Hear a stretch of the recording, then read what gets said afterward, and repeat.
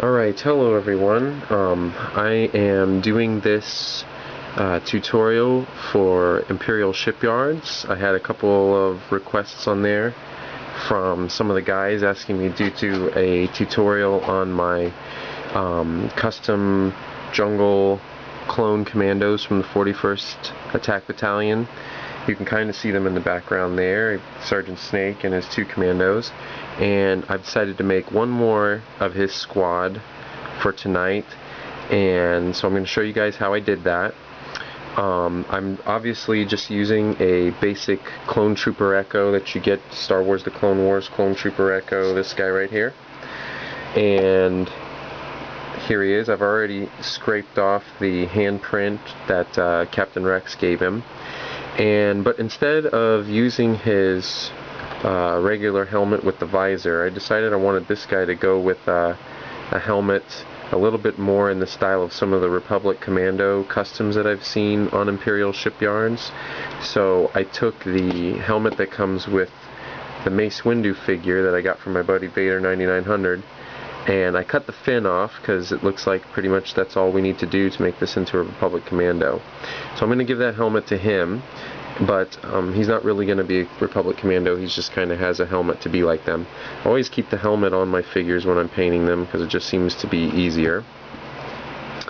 And the type of paint that I like to use is mostly Testors Model Master Acryl.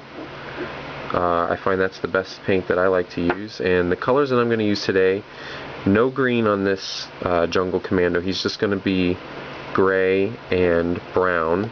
I like to each of my Jungle Commandos to have their own kind of pattern that they've invented based on their training from old Sergeant Snake back there. So this guy decided he wanted his to be gray and brown. So I've got some ghost gray, and I got some, they call this leather here, and I added a little bit of black to the ghost gray because it's really light. It's almost white. So all I'm going to do is basically, very much like one of the other guys on Imperial Customs, Wraith9, did, is just a basic crisscross pattern with the light gray here. I've got this, I use 3 different kinds of brushes. I've got this kind of a long, thin brush here. I don't know how well you guys can see it. I tried to make it easy to see with the black paper on here. And this brush, actually, I've used it a lot for regular artistic paintings. As I use it, it starts to split in two, and it makes the whole crisscross pattern a lot quicker. So I'm going to make sure my paint is really mixed up really well there.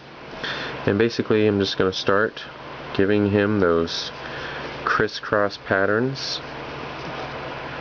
Move my light back a little bit so that it's not so bright.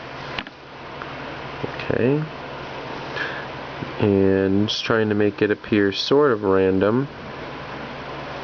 No real trick to it.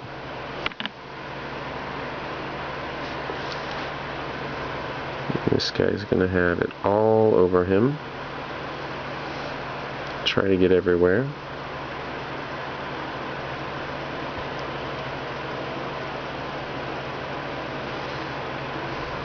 Now, I'm not going to video covering his entire body. I'm going to skip ahead in just a few minutes here to where I've gotten his body completely covered, I mean his armor I should say, and show you what the finished product of that looks like. And my camo that I do in several layers. In fact, I usually do about 3 or maybe 4. So I'm going to just continue to paint here for a few more seconds, and then in a moment I'm going to switch to the next layer to show you how that works. Alright, so we'll see you in just a few moments.